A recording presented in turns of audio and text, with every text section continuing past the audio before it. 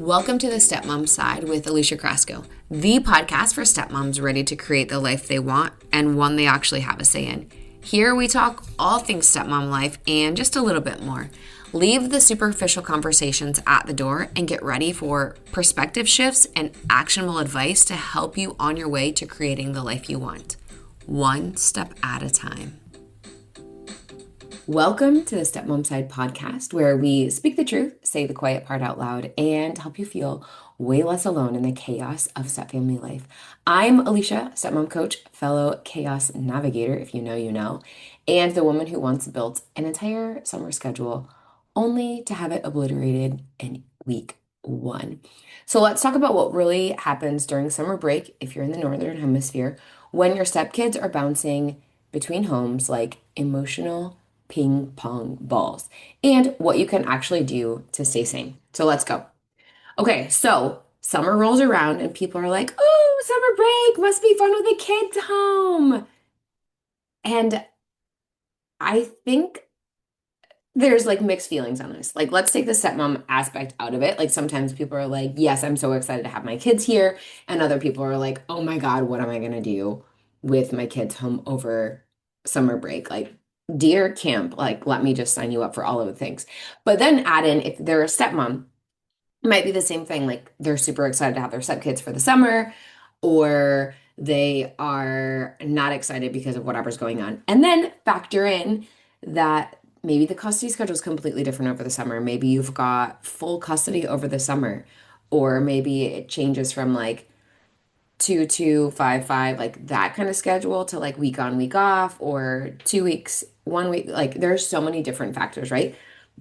But so sure, it can be fun if you mean unpredictably exhausting, emotionally confusing, and logistically impossible, or at least it feels that way. And here's like the biggest thing. You want to plan a vacation, but you're waiting for the other house to finalize theirs first. You want a lazy day at home, but your partner just said the kids are being dropped off early again. Oh, and then let's not forget that the group text from the ex about swapping weekends again. And in between all of that, you're trying to create memories, stay calm, and not totally lose your mind. Been there, lived there, and don't recommend the timeshare. Yeah, it's just like I said earlier, like there's so many different variables that come into summer break. And there is nothing more maddening than trying to plan a vacation, but waiting for another house another woman, to finalize their plans so you can finalize your own. And it's like, where, what happened? How do we get here? I did not sign up for this part of it. Those are the kinds of things that you're just like, I cannot believe. Like, what reality am I living in? This is insane. So let's talk about what happens when the kids go back and forth.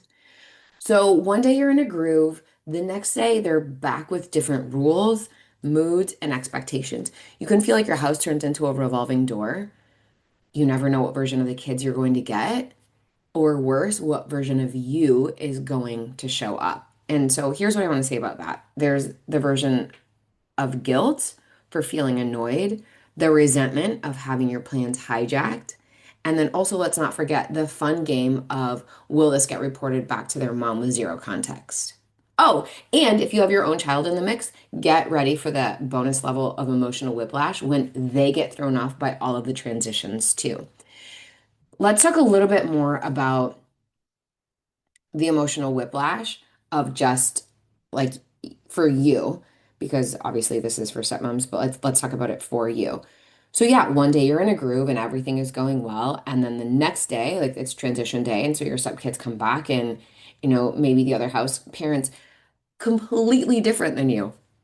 That absolutely factors in, because it's like we have structure, we have routine, we have all of the things, but maybe the other house, lets them be on their electronic devices. I don't know why this happens, but I feel like I'm not going to say 100%, but almost every stepmom I talk to, their house is ran completely different than the other house. And typically speaking, the stepmom, wherever she lives, that house is a lot more structured, there's a lot more routine, and the mom's house is like the fun, like free for all, like everyone just does whatever it is that they want. And again, this is a generalization. It just happens to be like the stepmoms that I typically attract. I think it's like that type A, very structured. Like, I don't know, like those are the kinds of stepmoms that I typically attract. Like, is that you? Like, send me a message on Instagram. I'm just at Alicia Cross and be like, yes, that is definitely me. That is definitely our dynamic. Our house is the one that's more structured, routine, all of the things where the mom's house is kind of do whatever you want. And then, factor in like the moods and never knowing like who's showing up doing what and where everyone's going. But then if you want to talk about your kid, like let's say you have an ours baby, or maybe you have kids from like a previous relationship and you have them full time or the custody schedule is different.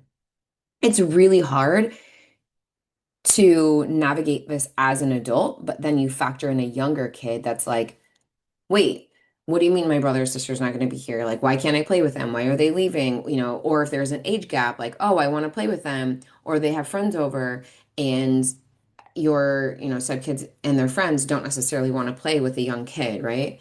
And so it's like, okay, well, you can play with them, but only for a certain amount of time because they also want to do like big kid things.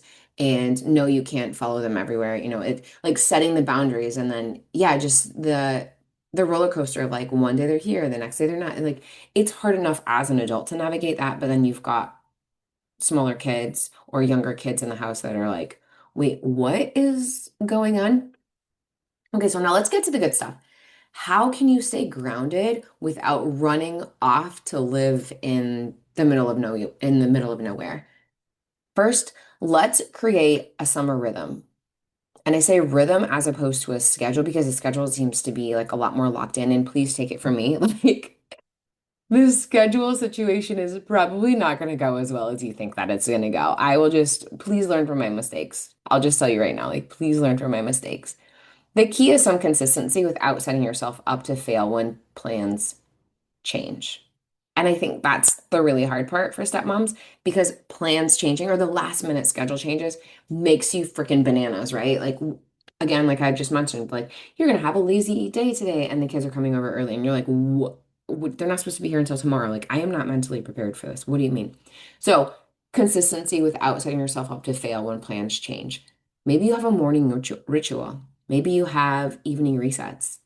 Maybe you get up extra early so you just have that time by yourself before everyone else wakes up. Maybe at night, like you stay up after everyone goes to bed and you just do whatever it is that you want to do. Hi, my name is Alicia. Like, welcome to my club. That's what I do. But then the next day, sometimes I'm like, oh, why did I stay up late? Like, I should have just went to bed when everyone else went to bed and got up early. But a simple flow, the whole house can settle into, even when bodies are coming and going.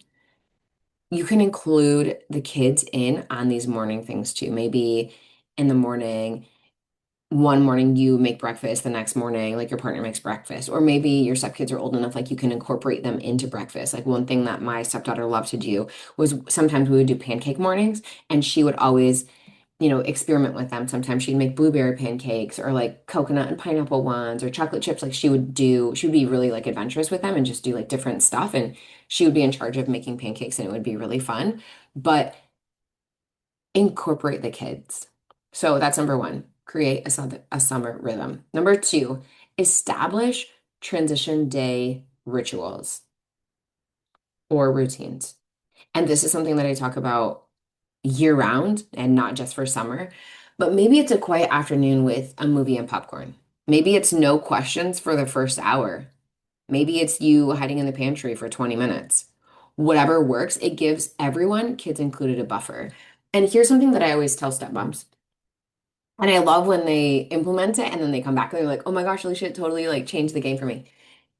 Don't be home when the stepkids are transitioning home, like to your house. Go do something. Go for a walk, go for a run, go anywhere. Go for a drive, whatever it is that you need to do, but don't be there when you get there because the anxiety of just like waiting for them to show up and then, maybe it's triggering for you to like, see the ex or whatever it is, like just don't be there so they can get there and whatever comes out, whatever happens, happens, but you're not there to experience that. Maybe it's overwhelming. Maybe it's just a lot of noise. Maybe it's just it's too much for you, especially if you are like a little neurospicy. Like maybe it's a little bit too much for you. It might not even be that you hate your stepkids and you don't even have to hate them to not be there. But maybe it's just like, whoa, it's a lot to come back.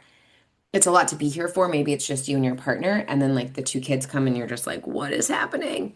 I can relate to that. But like go and do something outside of your house and then come back and then you can check in with the kids individually, like one on one.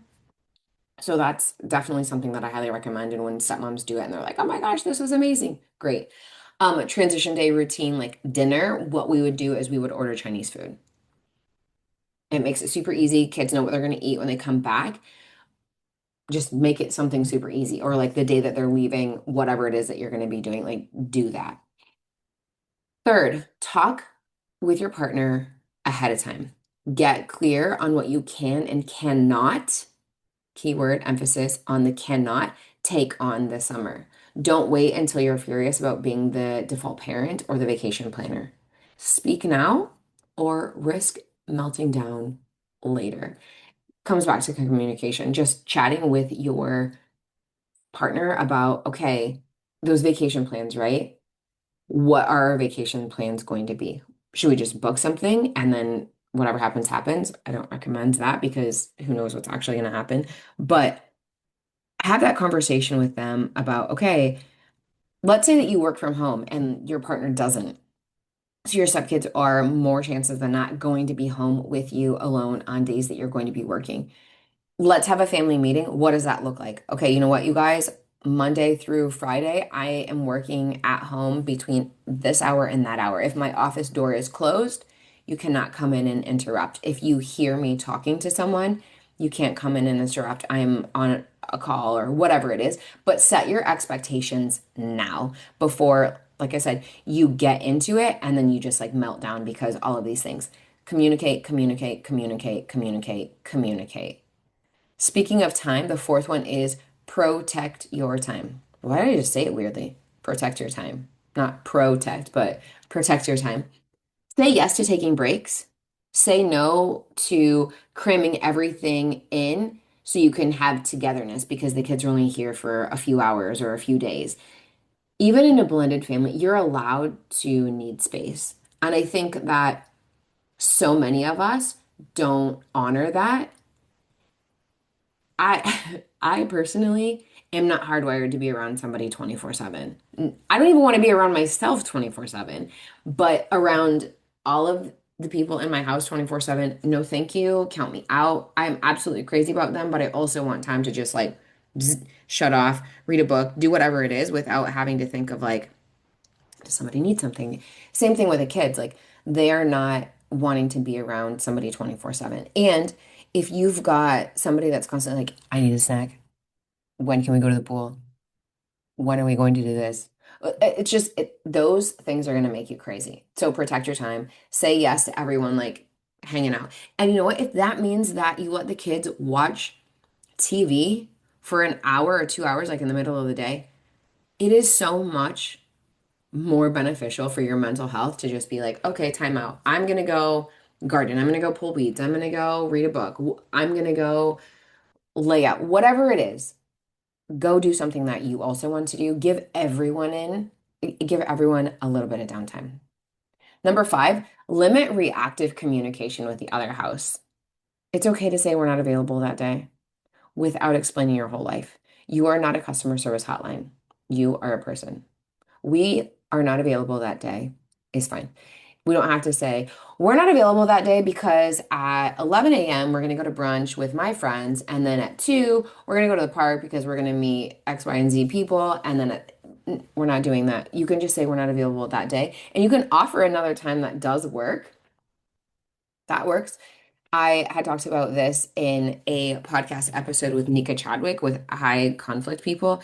And I think it rings true here. You can go in and say, hey, you know what? That doesn't work for me, but this time does. That's episode number 96. If you want to listen to that, it's about documenting for court, protecting your peace in a high conflict co-parenting situation. Um, but that you don't have to be available for everything. It's totally fine. And here's your reminder. Your summer matters too.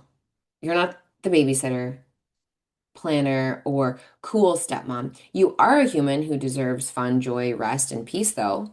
So if you're constantly pivoting around someone else's decisions, you're going to burn out hard. You already know that the mental load, not including summer, is insane. It's astronomical.